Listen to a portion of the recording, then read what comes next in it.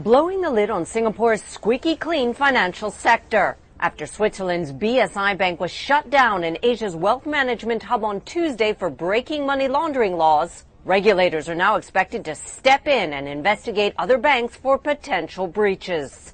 Analysts say the investigations are likely to reach beyond Singapore to financial centers across Asia.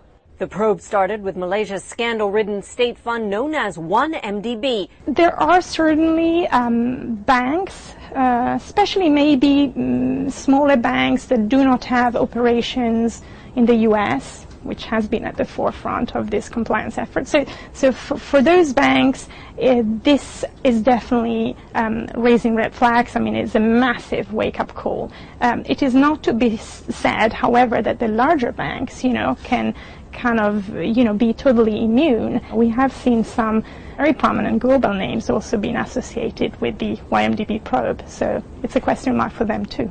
Asia could now find itself following the trail of Switzerland, where banks have had to cough up billions of dollars in fines as global prosecutors led by the United States chipped away at secrecy laws that allowed the world's rich to quietly stash their money.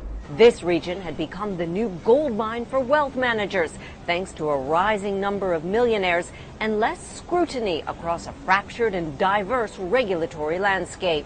But the easy days of wealth management now look to be over as regulators pour in, and the closure of BSI could just be the tip of the iceberg.